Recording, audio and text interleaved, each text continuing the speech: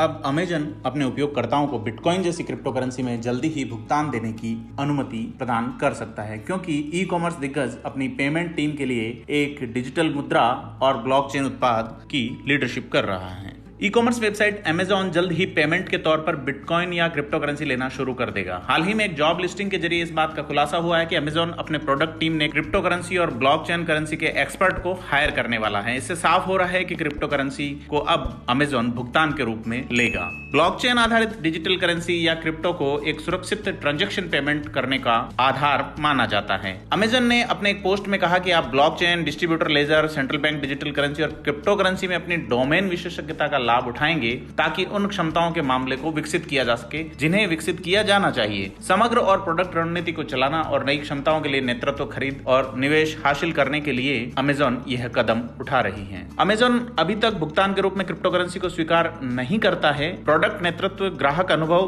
तकनीकी रणनीति और क्षमताओं के साथ साथ लॉन्च रणनीति के लिए रोड मैप विकसित करने के लिए AWS सहित अमेजॉन अपनी टीमों के साथ मिलकर काम करेगा। आपको बता दें कि AWS अमेजॉन का वेब सर्विस है जो कि सर्वर और अन्य सुविधाएं प्रदान करता है। अमेजॉन के एक प्रवक्ता ने बताया कि यह क्रिप्टो करेंसी स्पेस में हो रहे इनोवेशन से उनकी कंपनी पर भी प्रभाव पड़ रहा है और प्रेरणा मिल रही है। इससे पता लग रहा है कि यह अमेजॉन पर कैसा दिख सकता है। अमेजॉन की क्लाउड शाखा अमेजॉन वेब सर्विस वर्तमान में एक प्रबंधित ब्लॉकचेन सेवा प्रदान कर रही है। क्लाउड शाखा को ही AWS कहा जाता है। कंपनी ने आगे कहा कि नई डिजिटल मुद्रा और ब्लॉकचेन उत्पाद लीड को उच्च स्तर पर ऑटोमेसी के साथ काम करने के लिए विश्लेषणात्मक रूप से संचालित करने, डेटा और ग्राहक इनसाइट को पीछे की ओर काम करने की आवश्यकता होगी ताकि अनसुलझी समस्याओं के नए और अभिनव समाधान तैयार किए जा सके। आपको बता दें कि इससे पहले एप्पल ने भी मई में एक मैनेजमेंट डेवलपमेंट के लिए digital wallet, BNPL, fast payment, crypto currency आदि जैसे वैकल्पिक भुगतान प्रदाताओं के साथ काम करने के लिए सामानों की लिस्टिंग पोस्ट की है। अगले भुगतान मोड के रूप में टेस्ला और ट्विटर बिटकॉइन पर भी